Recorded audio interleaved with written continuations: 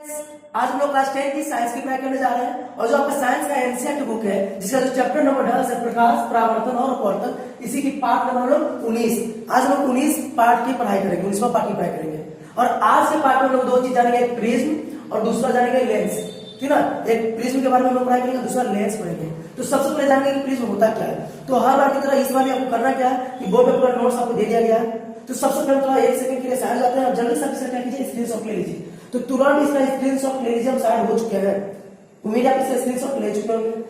अगर आप इसका स्क्रीनशॉट ले लिए तो आपको करना क्या है, उसको जैसे कॉपी में हमेशा लिखते आए हो, इसको भी कॉपी में क्या कर लेना, लिख लेना बाद में। अभी पहले समझ लो, बाद में क्या कीजिएगा, स्क्रीनशॉट से आप उसको कॉपी में लिख लीजिएगा। इस आपका नोट्स बनकर तैयार हो जाएगा, साथ में बहुत सारा ऑब्जेक्टिव भी क्लियर होने वाला है। ठीक है, तो ऑब्जेक्टिव नोट्स सब आपको इसी में मिल जाएगा वीडियो में। ठीक है, कहीं भी आपको जाने की जरूरत नहीं पड़ेगा, सब चीज आपको यहाँ पर दे देंगे, वही एक लाइन से पार्ट बाई पार्ट हम आपको सब सब्जेक्ट पढ़ाने वाले हैं। ठीक है, तो चलिए शुरू करते हैं। प्रिज्म होता क्या है। नॉर्मली आपको प्रिज्म देखे होंगे या नहीं देखे होंगे, मेरे पास अभी है नहीं, लेकिन हम एक कागज का प्रिज्म का एक नमूना बना दिया, मॉडल। बिल्कुल प्रिज्म इस तरह का ही होता है। देखने में आपको त्रिभुजाकार लग रहा है ना, इस तरह का ही होता है। तीन इधर आपको लगा खाली है तो प्रिज्म में भी खाली हुआ नहीं, ये भी आपको घिरा हुआ रहता है। ये कांच का बना होता है। ये किस चीज का बना होता है, कांच का। ये पूरा कांच का मटेरियल में भरा होता है। ऐसा नहीं करना, हवा रहता है। जैसे इसमें आपको हवा दिख रहा है ना, इसमें वैसा नहीं, वहां पर हवा रहता है। ठीक है, ये कांच का भरा हुआ मटेरियल जैसा होता है। बस प्रिज्म का मॉडल आपको दिखा रहे हैं। अगर मेरे पास प्रिज्म होता तो आपको प्रिज्म दिखा चुके होते, लेकिन मेरे पास प्रिज्म है नहीं, तो आप इसी से समझने की कोशिश कीजिए। इस तरह का ये प्रिज्म होता है। ठीक है, और आप अगर इस व्यू से देखेंगे, साइड व्यू से, ये तो हो गया आपका फ्रंट व्यू। साइड व्यू से देखेगा तो आपको इस तरह से दिखाई देगा, रेक्टेंगुलर तरीका से दिखेगा। ठीक है ना, तो ये आयताकार होता है। ठीक है, अगर साइड से आप देखे होंगे तो, अगर ऊपर से आप देखते हो तो ऐसा आपको दिखेगा नहीं। तो नॉर्मली लोग प्रिज्म का जब फोटो बनाते हैं तो इस तरह से प्रिज्म का फोटो बनाते हैं। ठीक है, आपको कभी पूछा जाएगा एग्जाम में से 1-2 बार पूछा गया है ये क्वेश्चन कि प्रिज्म से अपवर्तन को दिखाएं, प्रिज्म से अपवर्तन किस प्रकार होता है वो दिखाइए। तो बस आपको ये फोटो बना देना है, ये जो फिगर में आपको बनाया ना, ये फिगर बना देना है और जैसे से लिखा वैसे से आपको लिख देना है। बाकी समझाते हैं कि क्या है। अभी आपको बस नमूना से आपको दिखा रहे थे कि इस तरह से प्रिज्म आपको होता है। तो प्रिज्म में 1 2 3 आपका क्या हो गया, आयताकार हो गया। आयताकार है ना जी, 3 आयताकार सतह होता है जिसको फलक बोलते हैं। और 2 क्या हो गया, त्रिभुजाकार। एक इधर है ना त्रिभुजाकार, एक ये साइड भी तो है ना। तो 2 त्रिभुजाकार फलक होते हैं। कुल कितने सतह होते हैं प्रिज्म में, तो प्रिज्म में कुल 5 सतह होते हैं। 1 2 3 4 5। आगे समझ में, प्रिज्म में कुल कितने सतह होते हैं, प्रिज्म में कुल 5 सतह होते हैं, जिसमें से 3 सतह जो होते हैं वो आयताकार होते हैं और 2 सतह जो होते हैं वो क्या होते हैं, त्रिभुजाकार। ये तैयार हो गया। ठीक है, अब प्रिज्म कहते हैं किसको भाई, प्रिज्म किसको बोलते हैं। ठीक है ना, तो प्रिज्म कहते हैं, देखिए क्या लिखा है, किसी कोण पर झुके 2 समतल पृष्ठों के बीच। ये आपको समतल पृष्ठ दिख रहा है ना, ये भी आपको समतल पृष्ठ दिख रहा होगा, दिख रहा है ना। तो किसी कोण पे यहाँ पे कोई कोण बन रहा है, यहाँ पर कोई तो एंगल बनते हुए नजर आ रहा है आपको। तो किसी कोण पर झुके 2 समतल पृष्ठों के बीच जो पारदर्शक माध्यम है, इसी को क्या बोलते हैं, प्रिज्म। याद हो गया। किसी भी कोण पे ध्यान से देखिए, किसी भी कोण पे 2 समतल पृष्ठों के बीच जो झुका हुआ ये माध्यम है, मतलब किसी कोण पे झुके हुए 2 समतल पृष्ठों के बीच के माध्यम को क्या बोलते हैं, प्रिज्म बोलते हैं। याद हो जाएगा। एक बार मेरे साथ दोहराइए, किसको बोलते हैं, प्रिज्म। तो किसी कोण पर झुके 2 समतल पृष्ठों के बीच के माध्यम को प्रिज्म कहते हैं। इजी है ना। चलिए, प्रिज्म में कितने फलक होते हैं, 5 फलक होते हैं। कितने फलक, 5 फलक। प्रिज्म में जो प्रकाश का आवागमन होता है, मतलब आना जाना जिससे होता है, उसी को बोलेंगे क्या, प्रिज्म का अपवर्तक पृष्ठ। देखिए ऐसा जब प्रिज्म रहता है, यहाँ पर प्रिज्म है तो प्रकाश जो इस फलक से आ रहा है, नहीं आ रहा है, और इस फलक से जा रहा है। देखिए ध्यान से देखिए, प्रिज्म इस फलक से प्रकाश आ रहा है, यहाँ से जा रहा है, तो ये दोनों फलक को क्या बोलेंगे, अपवर्तक पृष्ठ। कहने को तो यहाँ लिखिए, ये जो प्रकाश मान लीजिए जो प्रकाश यहाँ से आया तो अपवर्तन होकर इस साइड से निकलेगा ना, तो ये और ये दोनों फलक को क्या बोलेंगे, अपवर्तक पृष्ठ। आगे समझे। तो सर यही दोनों, अरे आप मान लीजिए आप प्रिज्म को इस तरह से रख दिए हो, मान लीजिए आप इसको इस तरह से रखे हुए हो तो कोई बात नहीं, प्रकाश यहाँ से इसको पड़ रहा है तो ये हो गया, और यहाँ से निकल रहा है तो ये दोनों क्या हो गया, अपवर्तक पृष्ठ। आगे समझना। तो क्या बोलेगा, प्रिज्म के जिन 2 फलकों से, प्रिज्म के जिन 2 पृष्ठों से, जिन 2 फलकों से, जिन 2 सतहों से प्रकाश का आवागमन होता है, प्रकाश का आवागमन होता है, उसको लोग क्या बोलेंगे, क्या बोलेंगे, अपवर्तक पृष्ठ। आगे समझ में कोई दिक्कत। तो यही था प्रिज्म का अपवर्तक पृष्ठ। उम्मीद आपको समझ में आ रहा होगा। अब आगे देखिए क्या कर रहा है, ये जो प्रिज्म का अपवर्तक पृष्ठ है, जिस सरल रेखा को मिल, ये देखिए प्रिज्म का अपवर्तक पृष्ठ ये हुआ और ये हुआ, ये दोनों कहां पर मिल रहा है, इस लाइन पे ना। प्रिज्म का अपवर्तक पृष्ठ ये हुआ और ये हुआ, ये दोनों कहां पर मिल रहा है, जरा इस पे ना, यहाँ मिल रहा है क्या, यहाँ तो नहीं मिल रहा है, तो ये दोनों मिल रहा है नहीं, या फिर यहाँ पर ये दोनों मिल रहा है नहीं। तो प्रिज्म का अपवर्तक पृष्ठ जिस सीधी रेखा पर मिलेगा उसको क्या बोलेंगे, उसको बोलेंगे अपवर्तक कोण। उसको क्या बोलेंगे, अपवर्तक कोण। अरे समझना, प्रिज्म के जो अपवर्तक पृष्ठ है जिस सीधी रेखा पर मिलते हैं उसको बोलेंगे अपवर्तक कोण। ऐसा समझना। और ये जो अपवर्तक पृष्ठ है इसके बीच के कोण को बोलेंगे प्रिज्म का कोण या प्रिज्म का अपवर्तक कोण। ऐसा समझना। तो प्रिज्म के अपवर्तक पृष्ठों, ध्यान से सुनिए, प्रिज्म के अपवर्तक पृष्ठों के बीच के कोण को क्या बोलेंगे, अपवर्तक कोण प्रिज्म का या फिर प्रिज्म का कोण। सीधा सीधी बोलिए प्रिज्म का कोण। तो प्रिज्म का कोण ये हुआ ना, ये आपको दिख रहा है, प्रिज्म का कोण ये दिख रहा है क्योंकि प्रिज्म का अपवर्तक पृष्ठ ये है और ये है ना। प्रिज्म का अपवर्तक पृष्ठ ये और ये दोनों के बीच का कोण ये है ना, इसको बोलेंगे प्रिज्म का कोण। कोण ए को क्या बोलेंगे, प्रिज्म का कोण। समझ आ रहा है? पूरी कर। तो कोण ए को प्रिज्म का कोण बोलेंगे, क्यों? क्योंकि यही अपवर्तक पृष्ठों के बीच बन रहा है। ये ना बन रहा है, ये बन रहा है क्या, ये तो ये दोनों बीच बन रहा है, अपवर्तक पृष्ठ ये दोनों है जी। क्यों सर ये अपवर्तक पृष्ठ यही दोनों क्यों है? तो क्योंकि सब प्रकाश का आना जाना यही दोनों से हो रहा है, इससे आया इससे गया। तो जिस पृष्ठ से प्रकाश का आना जाना होगा उसको बोलते हैं अपवर्तक पृष्ठ। और अपवर्तक पृष्ठ जिस लाइन में मिलता है उसको बोलते हैं अपवर्तक कोण, ठीक ना। और फिर दोनों का अपवर्तक पृष्ठों के बीच जो कोण बनता है उसको बोलते हैं प्रिज्म का कोण। ठीक है। अब अपवर्तक पृष्ठ ये है, इसके सामने कौन है, ये दिख रहा है इसके सामने प्रिज्म का अपवर्तक पृष्ठ, अपवर्तक कोण ये है ना जी। अपवर्तक कोण के सामने कौन है, ये है कि नहीं। तो ये जो अपवर्तक कोण के सामने जो होता है उसको बोलते हैं आधार। क्या बोलते हैं, आधार। ऐसे समझना, उसको क्या बोलते हैं, प्रिज्म का आधार। मतलब अपवर्तक कोण के सामने वाले फलक को क्या बोलते हैं, आधार। आगे समझिए, मान लीजिए कैसा है प्रिज्म। अब ये अपवर्तक है, ये अपवर्तक है, तो ये अपवर्तक पृष्ठ, ये अपवर्तक पृष्ठ। अपवर्तक कोण ये हो जाएगा ना, इसके सामने कौन है, ये वाला ना। तो ये जो दिख रहा है ये क्या हो गया, ये आधार हो गया। ये क्या हो गया, आधार। क्यों ये आधार क्यों हुआ? तो सर क्योंकि ये है प्रिज्म का अपवर्तक कोण है ना, अपवर्तक कोण, और इसके सामने आपको ये दिख रहा है, तो ये क्या हो गया, आधार। इस सतह को बोलेंगे आधार। क्लियर? कोई दिक्कत? तो मेरा आपको प्रिज्म समझ में आ गया होगा।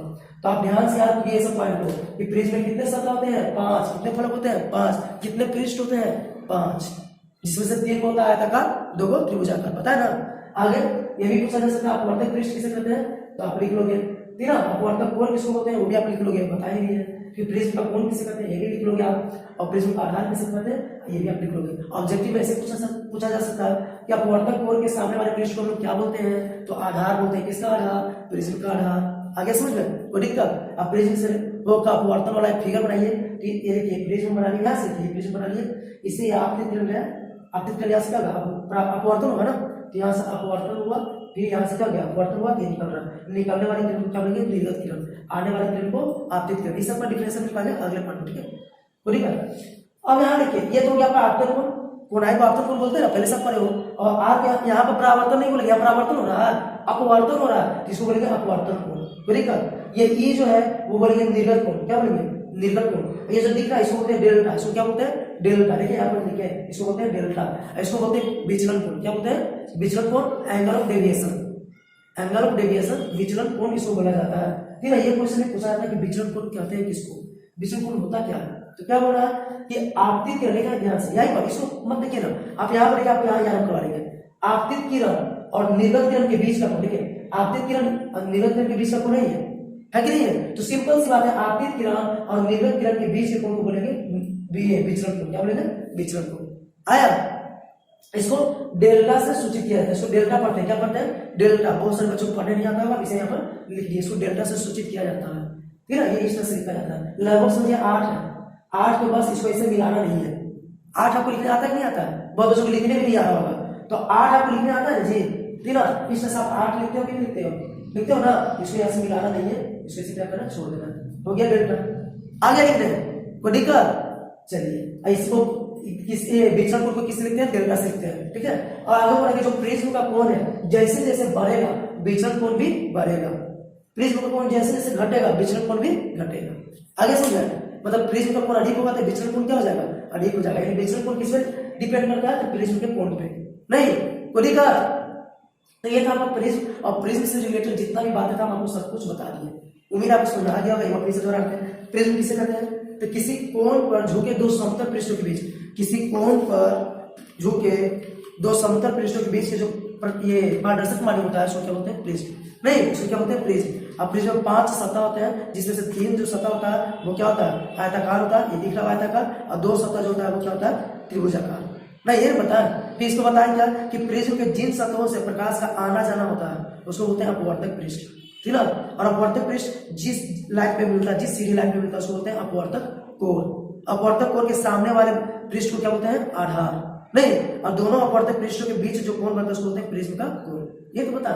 इसके बाद क्या बोलता है? विचलन कोण। तो आपतित किरण और निर्गत किरण के बीच के कोण को क्या बोलते हैं? विचलन कोण। अब विचलन कोण किस पर निर्भर करता है? तो प्रिज्म के कोण पे। प्रिज्म का कोण जब ज्यादा होगा तो विचलन कोण भी ज्यादा होगा। आगे समझ में? चलिए अब चलते हैं लेंस की ओर। लेंस को लोग ताल भी बोलते हैं, बहुत बच्चों को ये पता नहीं होगा। चलिए आपको अब पता चल गया ना, लेंस को क्या बोलते हैं? ताल। ठीक है। अब कहीं कहीं लेंस नहीं लिखे ताल लिखे तो फिर जाइएगा मां, क्योंकि आप तो पढ़ रहे हो हमसे ना जी, तो हम तो आपको सब चीज बताते हैं, कोई चीज छोड़ते ही नहीं है। यहाँ पर ताल बता रही है, लेंस को क्या बोलते हैं? ताल। अब लेंस कहते हैं किसको भाई? तो लेंस के लिए यहाँ पर बहुत ही इजी डिफिनेशन है कि पारदर्शक पदार्थ का वह टुकड़ा। लेंस क्या है? पारदर्शक पदार्थ का टुकड़ा है ना, जो निश्चित ज्यामितीय सतहों से घिरा होता है। आप ऐसे भी लिख सकते हो। हम कुछ बताइए लेंस किसे कहते हैं? तो अब सर लेंस पारदर्शक पदार्थ का टुकड़ा है जो निश्चित ज्यामितीय सतहों से घिरा होता है। याद हो गया? लेंस पारदर्शक पदार्थ का टुकड़ा है जो निश्चित ज्यामितीय सतहों से घिरा होता है। बहुत इजी लीजिए, बस अब यही याद रखना क्या? पारदर्शक पदार्थ का टुकड़ा है, ठीक ना? कैसा होता है? तो निश्चित ज्यामितीय सतहों से घिरा होता है। इजी है? क्लियर? नॉर्मली जो लेंस होता है वो दो प्रकार का होता है, एक होता है गोलीय लेंस, एक होता है बेलनाकार लेंस, ठीक ना? तो जिसका जो सतह होता है वो गोल, मतलब गोलीय सतह से जो घिरा होता है, गोलीय सतह से, गोल जैसा, देखिए गोल लगा है, नहीं लगा है, ये भी गोल लगा है, ये भी गोल लगा है, ये भी लगा है। सर ये तो नहीं लगा, अच्छा एक सतह तो लगा है गोल, तो जो गोलीय सतहों से घिरा होगा उसको बोलेंगे गोलीय लेंस, और जो बेलनाकार सतह से घिरा होगा उसको बोलेंगे बेलनाकार लेंस। अभी आपको बेलनाकार लेंस पढ़ना नहीं है, अभी आपको पढ़ना क्या है? गोलीय लेंस। समझ आ गया? तो गोलीय सतह से घिरे लेंस को क्या बोलेंगे? गोलीय लेंस। और बेलनाकार सतह से घिरे लेंस को क्या बोलेंगे? बेलनाकार लेंस। बेलनाकार लेंस से नहीं पढ़ना आपको, गोलीय लेंस पढ़ना। तो गोलीय लेंस दो प्रकार के होते हैं, एक को बोलते हैं उत्तल लेंस, इसी को बोलते हैं अभिसारी लेंस, ठीक ना? एक होता है अवतल लेंस, इसी को बोलते हैं अपसारी लेंस। हम आपको ये भी बताएंगे कि उत्तल लेंस को अभिसारी लेंस क्यों कहते हैं, और ये भी बताएंगे कि अवतल लेंस को अपसारी लेंस क्यों कहते हैं। पहले भी आप नाम जान लीजिए, फिर हम आगे के पार्ट में ये जरूर आपको बताएंगे कि उत्तल लेंस को अभिसारी लेंस क्यों कहते हैं, अवतल लेंस को अपसारी लेंस क्यों कहते हैं, क्योंकि ये भी बहुत खास क्वेश्चन है। एग्जाम में पूछा जा सकता है कि बताइए उत्तल लेंस को अभिसारी लेंस क्यों कहते हैं, अवतल लेंस को अपसारी लेंस क्यों कहते हैं। फिगर से दिखाइए जरा, तो सब चीज बताएंगे, इसको क्यों कहते हैं, कारण भी बताएंगे और फिगर भी बताएंगे। बस अभी जानिए उत्तल लेंस कहते हैं किसको। तो वैसा लेंस, देखिए ध्यान से, सब देखिए क्या आपको दिख रहा है? वैसा लेंस जिसके किनारे पे क्या होगा? पतला होगा और बीच में मोटा। किनारे पे पतला, बीच में मोटा। देखिए किनारे पे पतला, बीच में मोटा, किनारे पे पतला, बीच में मोटा। तो वैसा लेंस जो किनारों पे पतला, बीच में मोटा हो उसको बोलेंगे उत्तल लेंस। याद हो गया? फिगर याद रखिएगा। उत्तल लेंस क्या तीन प्रकार का उत्तल लेंस बना है। इसमें देखिए दोनों तरफ उत्तल है, दोनों तरफ उठल है। उठल माने उत्तल है, तो दोनों तरफ उत्तल यानी उठल, तो बोलेंगे उभयोत्तल। क्या बोलेंगे? एक तो देखिए यहाँ पे समतल है, ये समतल, ये उत्तल। देखिए तो ध्यान से नाम याद रखने का इजी तरीका है। ये क्या है? समतल। क्या है जी? समतल। इसमें जोड़ दीजिए आप, इधर क्या है? उत्तल है ना, उत्तल। अब जोड़ दीजिए तो समतल उत्तल, सम क्या बोलेंगे? समतल उत्तल, समतल उत्तल। आया समझ में? उसी प्रकार से देखिए उत्तल है, ये अवतल है, तो अवतल उत्तल जोड़िए तो क्या मिलेगा? अवतल उत्तल। याद हो जाएगा? चलिए अवतल लेंस किसको बोलते हैं भाई? तो इसका जस्ट उल्टा अवतल लेंस किसको बोलते हैं? तो वैसा लेंस जो किनारों पर मोटा हो, किनारों पर मोटा हो लेकिन बीच में क्या हो? पतला हो। किनारों पर मोटा, बीच में पतला, उसको बोलेंगे अवतल लेंस, ठीक है ना? अब इसे भी देखिए तीन प्रकार का अवतल लेंस बनाया है आपको। इसे देखिए, इसमें दोनों का अवतल लेंस है तो बोले उभयावतल। क्या बोले? उभयावतल। इसे देखिए एक तरफ अवतल है, एक तरफ समतल है, तो समतलावतल, है ना? एक तरफ यहाँ पर उत्तल है, एक तरफ अवतल है, तो उत्तलावतल। तो इस तरह से आप इसको याद कर सकते हो। कोई दिक्कत? तो हम लोग लेंस समझ लिए, लेंस के प्रकार भी समझ लिए। उम्मीद आपको समझ में बिल्कुल आ गया होगा, ठीक है ना? अब इसके अगले पार्ट में हम लोग लेंस से रिलेटेड बहुत सारा टर्म होता है, जैसे प्रकाश केंद्र किसको बोलते हैं? लेंस में एक बिंदु होता है जिसको बोलते हैं प्रकाश केंद्र, ठीक है ना? एक बिंदु होता है जिसको बोलते हैं फोकस, ठीक है? तो मुख्य अक्ष होता है जिसको प्रधान अक्ष भी बोलते हैं। लेंस का द्वारक किसे कहते हैं? कि लेंस में फिगर कैसे बनता है, ये सब बताएंगे। तो पार्ट अगला में, आज के पार्ट में बस इतना ही रख लेते हैं। अगले पार्ट में लेंस के बारे में और आगे की पढ़ाई करेंगे, ठीक है? आज की पढ़ाई रख लेते हैं, जैसे बताते हैं इसी टॉपिक के अगले पार्ट में।